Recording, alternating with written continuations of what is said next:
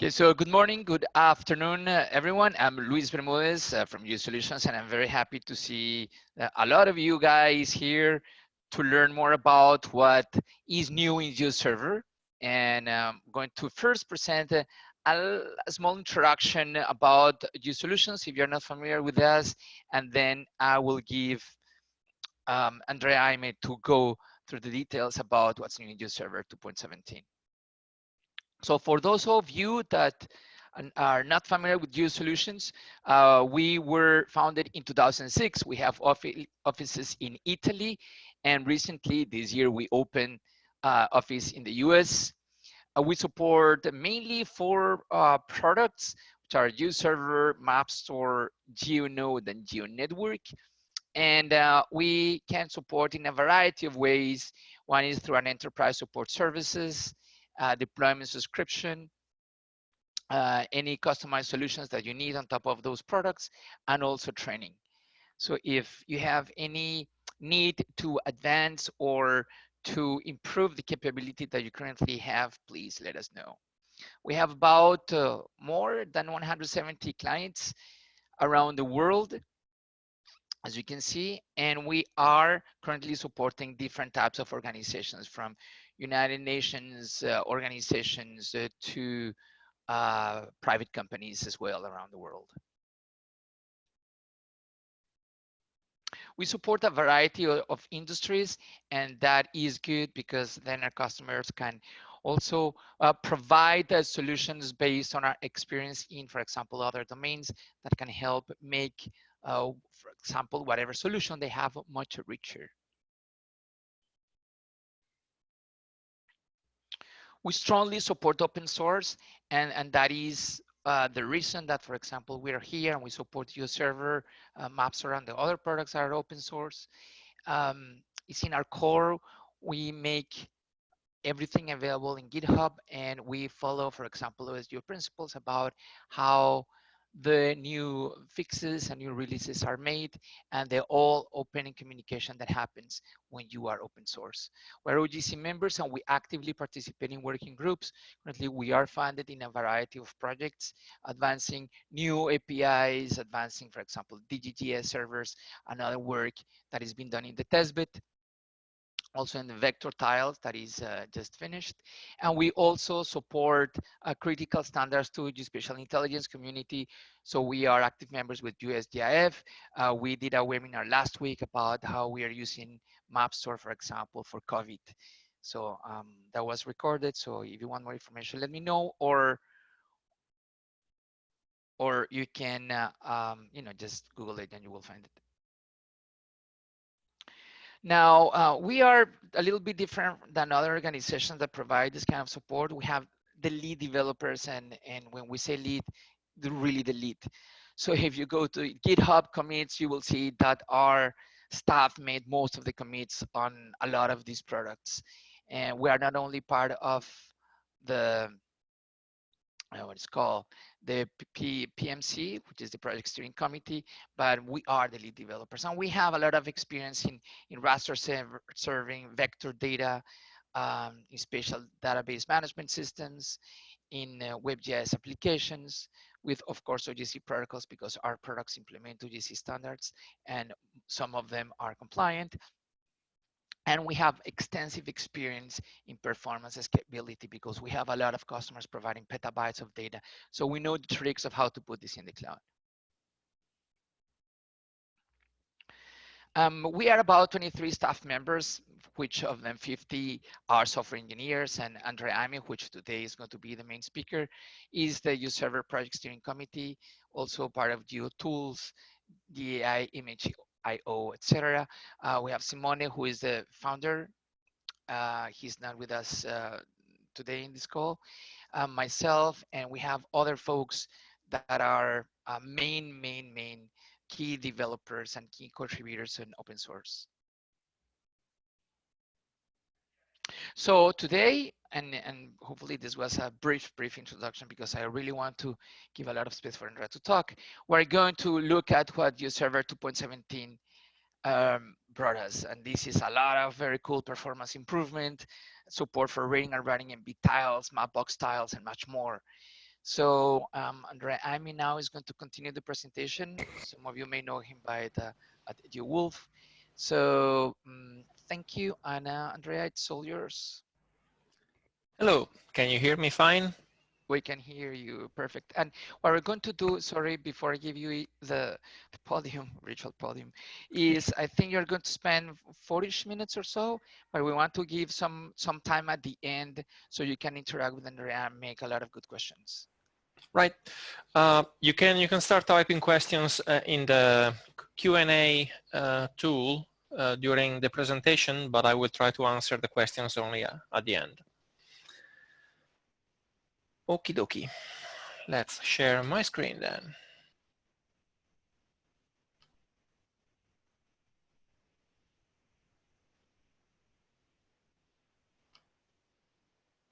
All right. You should be seeing the slide deck for what's new in GeoServer 217. Luis, can you confirm?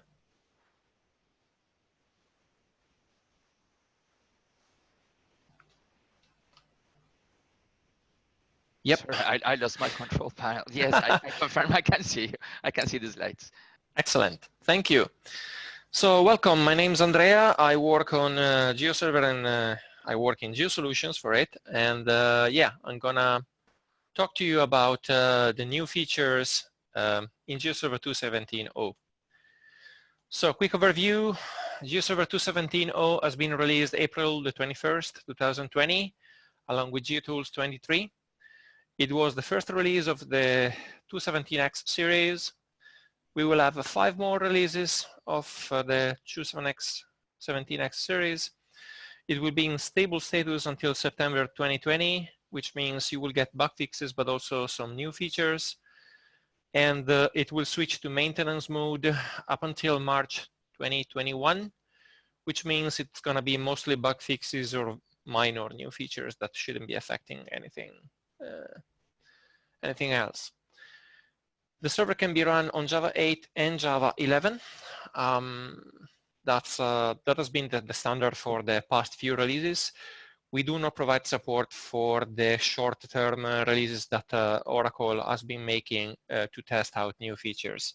So Java 9, Java 10, 12, 13, and 14 are not supported officially.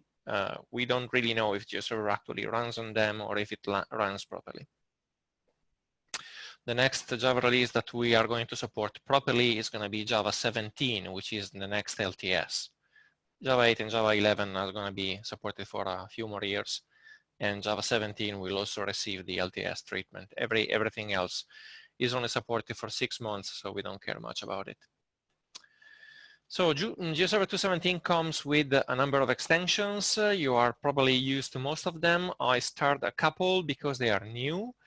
The MBStyles plugin and the resource browser plugin. They were community modules before, and they graduated to extension status. We will have time to talk about them in detail later. GeoServer 2.17 also comes with a bunch of community modules, which are only provided as nightly builds.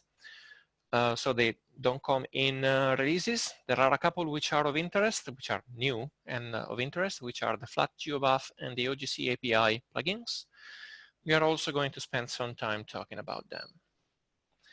Now, without further delay, let's have a look at the new features. I've grouped them in teams. Let's have a look at the ones that are dealing with map rendering. The biggest map rendering news is the new styling language, Mapbox.gl. Mapbox.gl is a it's a JSON-based styling language, which is typically applied on the client side rendering Mapbox vector tiles. GeoServer supports rendering Mapbox.gl vector styles also on the server side. The module has been in community status, so unsupported, for a number of years, and it has just graduated to supported status. So it's an official extension now. Now, what are the use cases for rendering language that has been designed to run on the client side? Well, one could be to reuse existing Mapbox GL styles that you can find on the internet on the server side in GeoServer. Another one is the ability to edit the styles with some external editor like Maputnik. And finally, and most importantly, it lets you set up a hybrid rendering solution in which you are providing classic OGC clients with tiles as PNGs, so server-side rendered, and Mapbox clients, or generally speaking, clients that do understand vector tiles and Mapbox GL with vector tiles and Mapbox GL styles so that they can render the tiles client-side. This gives you the best of both worlds. You can be standard compliant and let's say support also more interactive clients at the same time. The Mapbox GL Styles plugin has received a significant amount of QA. We resolved 18 tickets, improving both rendering fidelity and matching better the behavior of Mapbox GL as rendered by the Mapbox JavaScript libraries. In particular, in the screenshot, you can see how we are rendering together icons and labels in a coordinated way. Before, it was difficult to do because in GeoServer, typically the point symbolizer and the text symbolizer are two separate entities. Right now, it's possible to combine them into one in such a way that you can place the label below the icon. Before, it was not possible. And we are going to discuss it a bit more in the next slide. This is an example of GeoServer rendering server-side, sophisticated Mapbox GL style provided by the Open Map Tiles project, in particular the GL Bright style. As you can see, this has been rendered server-side, but probably if you weren't able to compare it side by side, you wouldn't notice the difference. Of course, there are differences because the rendering engines are different. So you cannot expect the exact same label placement and everything matching down to the same detail, but the match is pretty good. So this work required developing new functionality, and during the GeoServer 2.17 development timeframe, other functionalities have been added as well. And we are going to have a look at a few of them in turn. So one is the ability to specify a background fill. In SLD, typically you cannot specify the background color. That is left for the getMap request to specify. In Mapbox GL styles, instead, it's possible to specify a background color. So we extended the SLD, making a GeoServer vendor extension to it that allows to specify a background color at the user style level. It's specified as a fill. In this case, it's a solid fill, but you could use also repeated symbols and the like. As I said before, in order to support proper rendering of Mapbox GL vector styles, we needed the ability to link together an icon and its label, making sure that they all appear at the same time, but in such a way that the label is below or above or on the side of the icon. So a new vendor option called graphic placement has been added to the text symbolizer, which allows to specify independent placement of the two elements, the icon and the label. Before, it was already possible to put the two together, but they were always centered because they were designed to do rod plates, rod shields in general. So here we see it in action. If you, this is a screenshot of a map over Paris. If you look at the giant store Notre Dame, which is apparently a bike shop, and then we zoom in, you can see it disappears because the label would have conflicted with the Boulevard Henri IV label. And apparently in this rendering, the road labels are more important than the shop labels. So the label for the shop disappeared, but also the symbol did, which is the behavior that you would get out of Mapbox, and which was previously not possible to get out of GeoServer. In addition to the work we did for Mapbox GL, a few other features were contributed to GeoServer, in particular this one, which is the ability to shrink the labels fitting so that you can fit them in a polygon better. So you specify a target size, and you also specify a minimum size for the label, and the rendering engine tries to shrink the label so that it can fit it into the polygon completely. So this is a snippet of SLD, and you can see the two vendor options at the bottom. Normally we would render the label with the 16 points, but we allow the rendering engine to shrink it down to 6 points if necessary. And we specify a goodness of fit of 1, meaning that the label should be completely inside the polygon. This is important for example, cadastral maps, where we try very hard to label each and every polygon at the cost of making some labels smaller. Another option that has been added is the ability to drape a symbol along a line. We were already able to repeat a single symbol along a line, but it was just, having like a stamp and stamping the symbol along the line without really considering whether the various elements would connect to each other or not. You can see it on the right. This up and down symbol gets disconnected at turns on the line. Instead, on the left, you can see what happens when we tell it, please keep it continuous. And as you can see, the rendering engine is adjusting the symbol so that the red line is never cut. This is an example of the SLD that would generate that line. So we start with the symbol definition as a WKT symbol. So we specify how to move the pen to draw it. And then we add the mark along the line through vendor option to make it truly continuous along the line. Now that's all for map rendering. We can switch to data sources and data formats. Going back to Mapbox formats, we now support an MBStyles plus VectorTiles data source. An MBStyles file is a SQLite tile storage file. It's composed, it's very simple. It's typically composed of only 2 tables. One is called tiles and the other is called metadata. The tiles, guess what, contains the tiles, and the metadata contains other information about them, such as the min and the max zoom level, metadata about the schema, and so on. Originally, MBStyles were just filled with images. So you had your XYZ PNG files or JPEG files stored into this SQLite database. Now it's also common to put vector tiles into the SQLite file.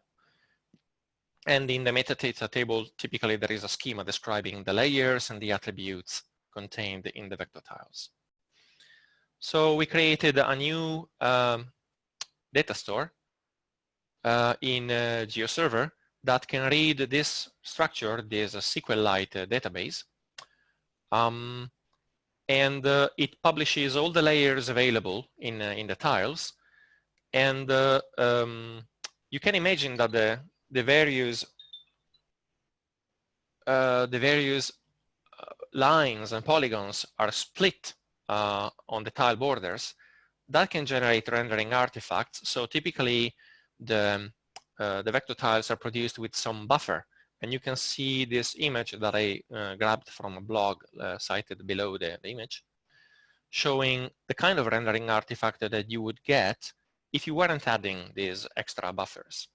So these extra buffers allow the client side to just render each tile in isolation without really knowing what's going on in the NURBY tiles in a very nice and continuous fashion.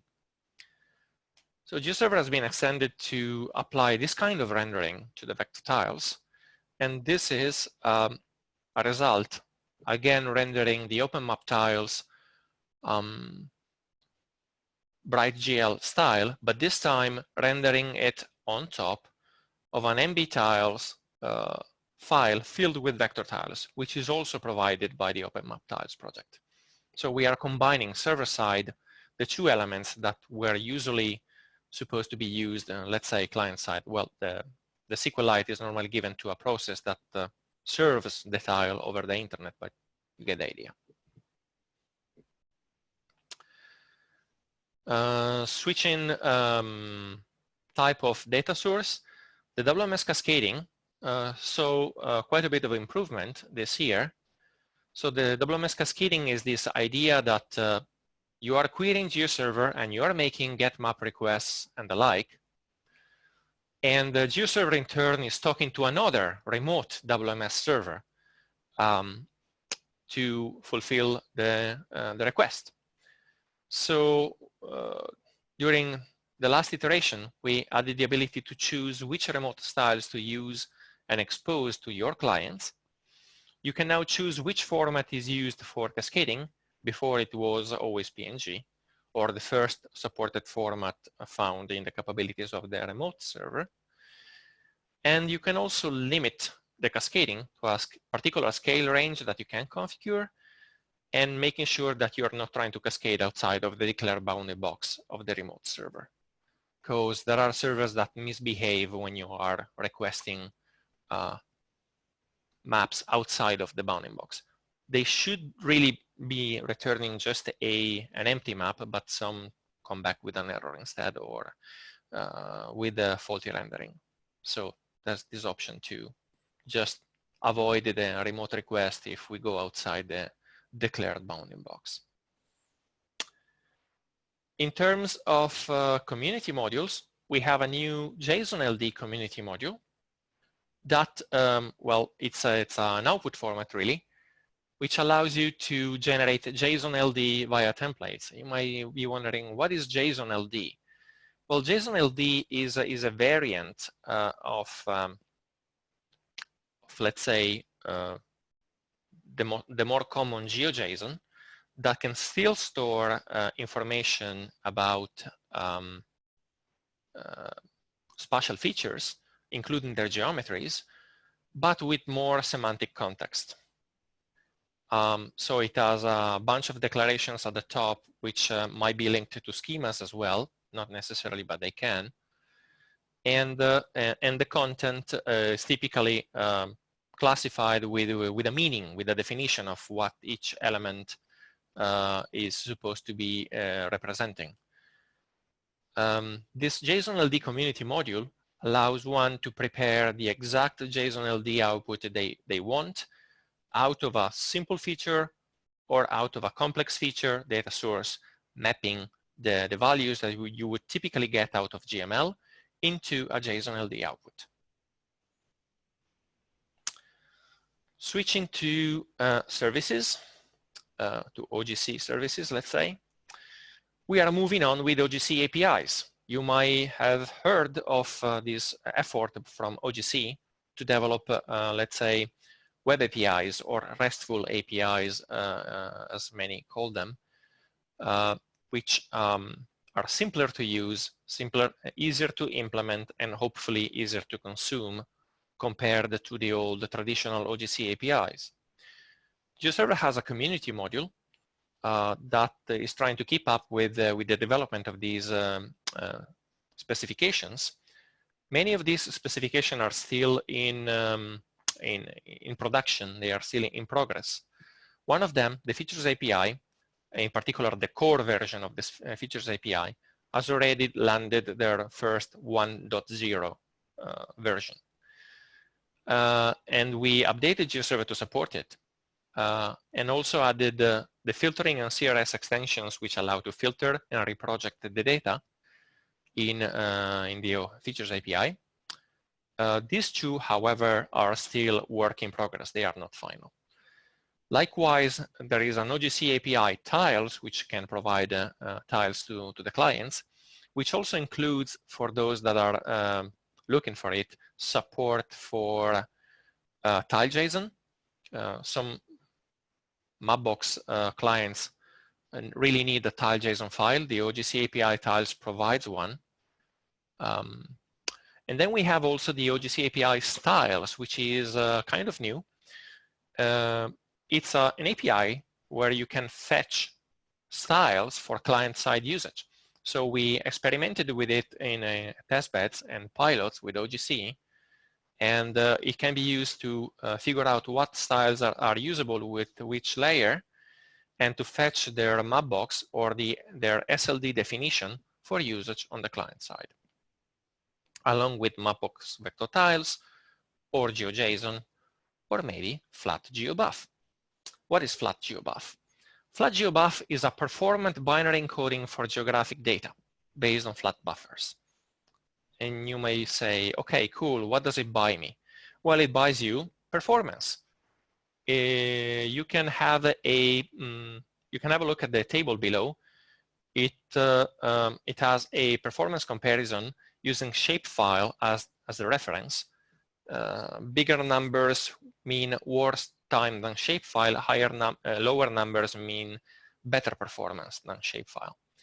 So as you can see, flat GeoBuff tends to beat the socks of pretty much every other format in terms of reading, writing, and filtering, just because it has been designed to be fast from the ground up. It's not designed to be the smallest of the formats. Sometimes it's actually a bit bigger. It depends. As you can see, it is smaller than, for example, a shapefile, but it's not that much smaller compared to a GeoJSON. Probably this particular data set had a lot of strings. That said, it is quite a bit faster. So you want to start experimenting with flat GeoBuff? There is a community module that you can pick and use as an output format for WFS or for OGC API features. There is a number of client-side support libraries already for it, so you can set up a client-server conversation in flat GeoBuff today if you want to try it out. GeoWebCache. GeoWebCache has received quite a bit of attention during the last development iteration. One element that improved has been the startup time of a GeoServer with many cached layers. In particular, compared to GeoServer 2.16, the loading of layers at startup became 30% faster. And not just that, it uses a lot less CPU, especially on big boxes. Before, besides being slower, it tended to use all the CPUs that you had.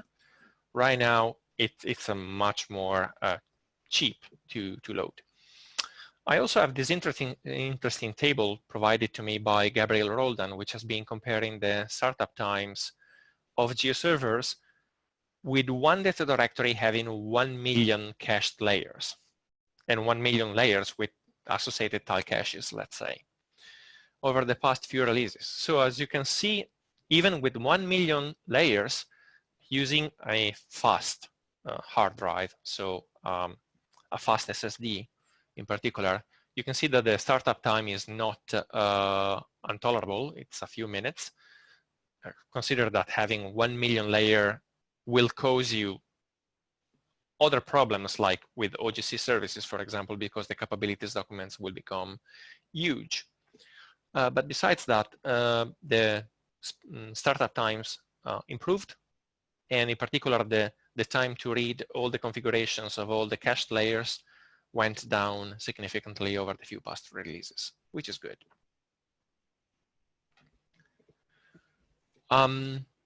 Not only that, but also when the GeoServer is started, I often go to the tile layers to get a preview for a particular format or to start a seeding or truncation session.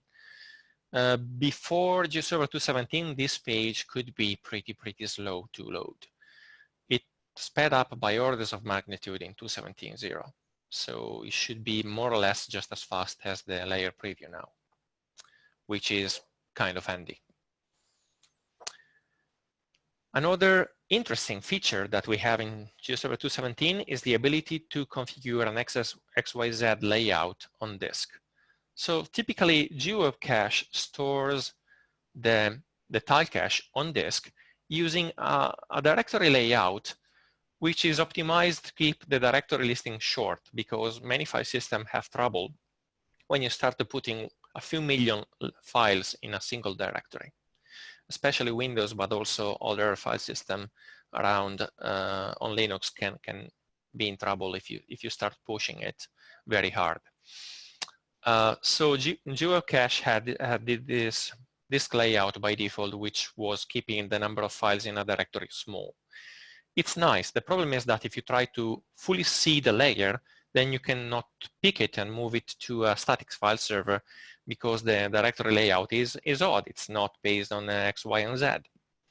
In 2.17, if you know what you're doing, if you have a good file system to hold it together, you can actually seed a tile cache in TMS and Sleepy Map layouts, which means you can fully seed it and then move it to an Apache or Nginx or whatever static file server to serve it directly at top performance. Speaking of seeding, in GeoServer 2.17, there are 3 new options that allow you to make the tile seeding tolerant. It's probably a common experience that you started seeding with maybe 16 threads, and after a while you notice that there are only 12, and after a while there are only 10, and after a while there are only 5, and so on. What's going on there? Well, the traditional GWC behavior was that a seeding thread would stop working at the first map building error it encountered. So it could have been that a particular type would not render or it would take too much time. And in that case, that seeding thread would die. Eventually, you might have gotten into the situation where the seeding stopped without actually having finished because all the seeding threads died because of errors. Now you can configure the amount of tolerance you have towards errors. So you can say how many retries you're gonna do on a particular tile, how much time to wait between retries, and how many failures you're willing to tolerate before aborting the seeding. So this gives you a bit of tolerance, and hopefully it's gonna get a seeding job that maybe encounters some hiccups along the way, a better chance of getting to the end of it. Finally, let's have a look at the configuration improvements in GeoServer 2.17.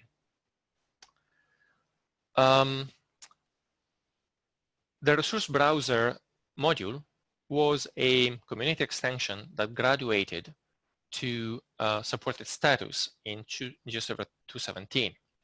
What does it do? Well, it allows you to access the contents of the data directory directly from the GUI, so directly from remote, without needing to access the server via other means, such as having it locally or an SSH session or something like that. This is handy if the data directory is kept on the file system, but it's pretty much mandatory if you're not storing it on the file system. There are a couple of community modules that allow you to store the data directory in other storages, such as a database. And well, figuring out its contents from the database can be pretty annoying. So this resource browser, it's your best friend in those cases because it gives you the illusion of looking at a directory tree when the storage is actually something else. And not only have a look, but you can also edit the files and upload the new ones. Another thing that we did in GeoServer 2.17 is to allow editing of security rules, not just from the security panel, but also on a layer by layer or layer group by layer group basis, and also for workspaces. So there is a new tab in the layers, in the workspaces, in the layer groups, where you can point and click your way to setting up security rules for that particular resource. It's a different point of view. You're focusing on the single resource instead of focusing on the full set of security rules, and sometimes it's pretty nice to have. Speaking of changing the configuration, sometimes it happens that you're wondering if something changed in your configuration, but you cannot really be sure unless you start going down on the file system and listing last modified date on the files. Another possible approach right now is to enable showing the time of creation and modification in admin lists. So whenever you look at the layer list or the data store list or the style list, you have now 2 new columns reporting the date created and the date modified for each resource. In WMS, you probably already know that you can set up dimensions such as time and elevation, and you can also set up custom dimensions which are allowed by the protocol. They are declared as extra dimensions, and there's a particular way to request them. Now, custom dimensions used to be supported only by raster data. You couldn't do the same with vector. But in GeoServer 2.17, you can now configure an extra dimension also on vector layers. Finally, for layer groups, you can finally enable and advertise the checkboxes in layer groups as well. So enable and advertise have been supported for a number of years on layers. Enabled allows you to have a layer configured but not show it in the OGC protocols, and actually stopping it from working. It won't appear even if you request it directly. Advertised is this ability to not tell people that the layer is there, but if you really know how to get to it, like if you know its name, you can still get it from direct requests to WMS or WCS or WFS. And it's typically used for temporary layers. Maybe you are doing something with WPS, you create a new layer that you want to be more or less private to the user that has created it. You can add it and make it not advertised. Or maybe you're setting up, let's say, an OSM-like map, and you want only to deliver the group itself and not the single layers. You can check off the layers, make them non-advertised so that they will not appear in the capabilities document. This was available only for layers before. Now you can do it for layer groups as well. And that is, ladies and gentlemen, all we have for GeoServer 2.17. Now, let's have a look at the questions. Good, thank you, Andrea. And I also want to, at the same time that we have the questions for the participants to fill a poll, because I want to know how well we did and what are some ideas maybe for future webinars. So I will make the poll available, but please put your questions in the Q&A so Andrea can continue answering questions. Thank you. All right. Sorry about talking too fast at the beginning. I was worried I would not make it in time, but in fact I did.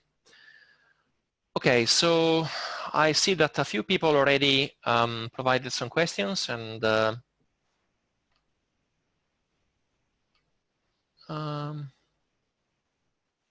okay, now we also have the poll running. Please have a look and answer it.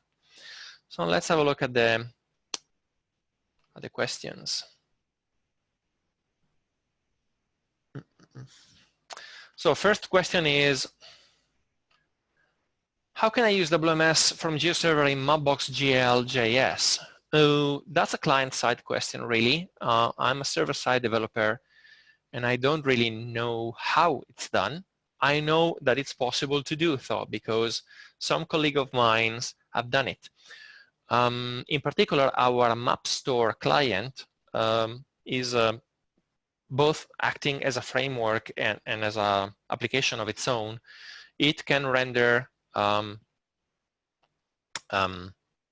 data using also Mapbox GL, and I think it can do WMS requests. Although recently I've seen it in action mostly with tiles, raster tiles in particular, and vector tiles too. Can I restrict anyone to go to the network tile and open WFS link to see the data? Yes, there are a couple of ways. One is to, well, simplest way is to just disable the WFS service. And the other one is to restrict the WFS service usage using the security to only logged in users or users having a particular role. And it will deny access to anyone else. You will still get the WFS link in the capabilities and in the preview, but if you try to use them, they won't work unless you are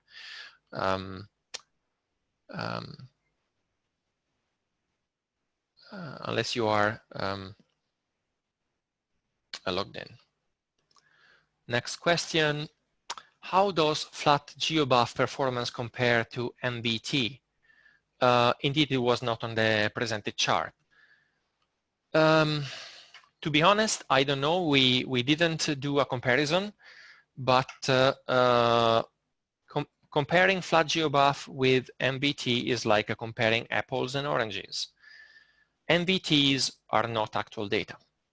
In a Mapbox vector tile, you get a geometry which has been simplified to match the rendering resolution.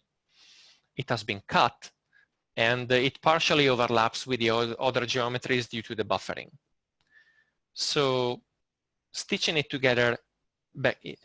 back together is possible, but you will still get a few small errors due to the quantization and then the buffering. Whilst flat GeoBuff instead is more of a replacement for GeoJSON in my mind, in that it still gives you full attributes and full geometries at complete resolution without having rendering a map on the client side as its main concern. It also means that it's probably quite a bit bigger because it gives you everything. It's not targeting one particular zoom level. With MBT, you would have to go to the highest zoom level supported, then stitch stuff together to actually get back data that you maybe can use in analysis. And as I said, stitching it might incur into some problems because just superimposing the various parts of the clipped polygons and clipped geometries in general won't be topologically valid. So you will have to struggle a bit to put it back together. Is it possible to load or call GeoServer WMS in JSON? I have no idea, I'm sorry. I'm not an OpenStreetMap contributor and I don't use JSON. It's something that you probably have to ask to the JSON developers. What is the best method to update future releases of a production GeoServer running Ubuntu 20, Tomcat 9? Well, just update the GeoServer WAR file as they come out up until you can get bug fix releases. Then you will have to switch eventually to GeoServer 2.18, and at that point you will probably have to do some more testing before doing the switch. GeoServer tends to be quite a bit backwards compatible, so there are typically no problems in upgrading it, but the behavior of it might change a bit towards clients. So it's best if you test the clients with it before doing the upgrade. Is there any development going on delivering WMS for raster files stored in PostGIS? Why is it still hard to do that? Actually, there are a couple of modules, the Image Mosaic JDBC module and the specific PostGIS raster module that support rendering rasters from PostGIS. Why is it still hard to do it? Because it's not catching up any significant amount of business.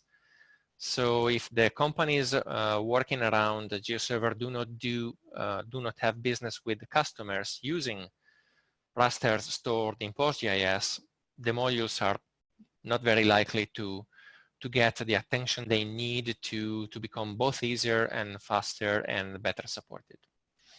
So it's a sort of a chicken and an egg situation. If there are not enough customers using it, the module doesn't improve. And probably if it doesn't improve, it's going to be hard to get more customers on it. Is it possible to provide live vector tiles with GeoServers, keeping GWC rendering of PBF tiles? Not really. You have to still render them through GWC. With some small development, it should be possible to create a new GWC layer that picks pre-rendered vector tiles from S3 or from whatever other source. It should be mostly already do it if the tiles already happen to be in the right place, but it's probably best if we develop a custom support for it. Does GeoServer has XYZ tiles? Yes, you can configure a file, a blob store to support an XYZ layout in GeoServer 2.17. Can you confirm that Mapbox GL styles in GeoServer cannot use WPS rendering transformations? Yes, I can confirm it. The support that we have for Mapbox GL styles is an incomplete support of the standard Mapbox GL styles. It does not support any GeoServer specific extension. If you need GeoServer specific extensions such as rendering transformations, you need to use either SLD or CSS or YSLD or some full language designed to support GeoServer GeoServer rendering engine. Which infrastructure requirement would you suggest to set up GeoServer in a high load traffic server? That kind of question has 1,000 different answers. It really depends on what layers you have, how much caching you can support, and the like. Like if you can precede most of your layers and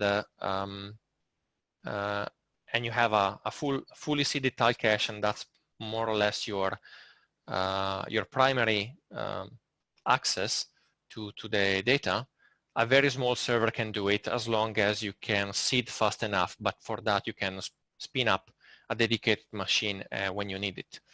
If instead most of the access is dynamic WMS with a lot of dynamic filtering and so on, it really depends on how many layers, how complicated they are to render and so on.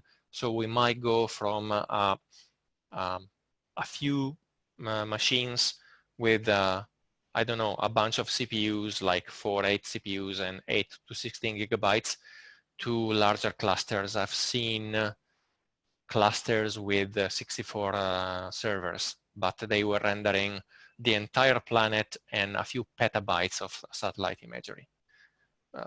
So very large use case. I need to share via API key, same as Google or Esri. GeoServer has the auth key authentication module that does something similar to API keys. If the result was not satisfactory with the auth key, I suggest to go to the GeoServer user list and ask for more details, and in particular provide information as to why it was not working as you were expecting. What is the difference between pre-generalized and flat GeoBuff? Well, actually quite a bit of difference. So flat GeoBuffer is just an efficient binary storage, but it doesn't do any kind of generalization. It just stores the data more or less as in GeoJSON. It's just a better format performance-wise. So while instead the pre-generalized data store is about creating simplified version of a data set that can be used when you are zoomed out and can be used more efficiently. So in that case, it's a data source and not an output format, and it can be used by WMS, while typically flat GeoBath is a WFS output format.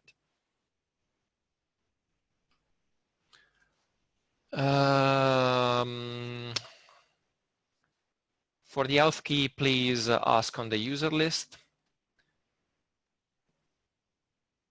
What segment will future version of GeoServer would you like to focus on? Well, if I could choose myself, which is never the case actually, I would focus more on providing more rendering options, to match some of the QGIS desktop features, for example, because map rendering is one of my favorite topics. And I would love to focus more on processing because that's my other favorite topic. However, reality is that we do what the customers of GeoSolutions ask us to do. And I can tell you that we are working on improving the GeoPackage support, for example, in terms of both performance and metadata support. I can tell you that we are working on DGGSs, which are discrete global referencing systems. Well,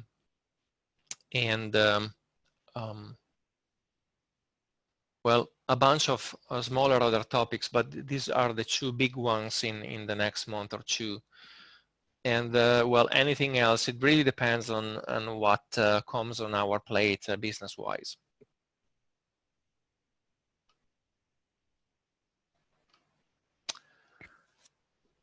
Do you have any recommendation for hosting GeoServer in the cloud? Data stored on the drive, for example, raster under image mosaic. Okay, so right now, if you're supporting GeoServer data on the cloud, horizontal scalability is not a problem. You can just set up an elastic setup. In terms of storing raster data, right now, you should be storing them on EFS and sharing the EFS among the various GeoServer nodes. We are working on improving the support for S3 storage of GeoTIFF files, in particular cloud-optimized GeoTIFFs, but it's going to be at least another few months before it's ready for consumption. It can be accelerated by getting support contracts specifically targeted on pushing on it, but yeah, at the moment it's moving slowly, but it's moving. Please share the presentation video also. Yeah, we will share recordings of this webinar after the presentation. It's going to take a few days, but we're going to make it available. Anything else?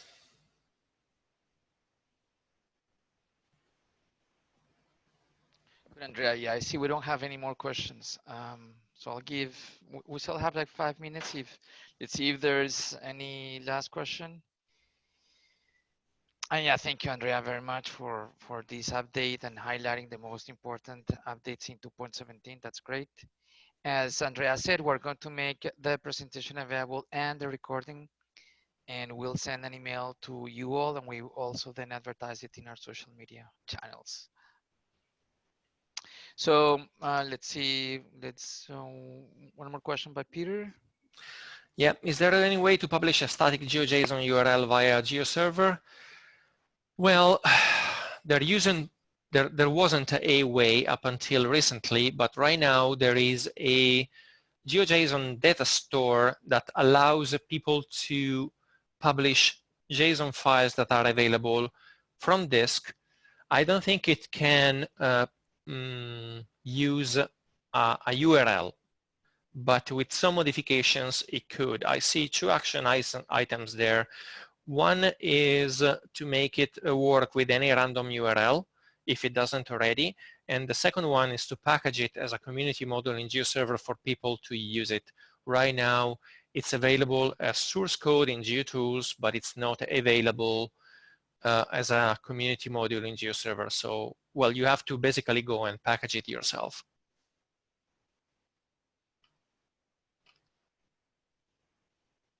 Okie dokie. Good. So I think we are all set, Andrea. Thank you very much, and thank you all of you for participating. I hope all of you have a great day, a great week, and hope also to see some of you in our next webinar. That is not yet advertised, so we're looking into future topics, like for example, GeoServer and cloud optimization, which I think is going to be interesting. Um, okay, so thank you very much, and goodbye. Thank you. Goodbye.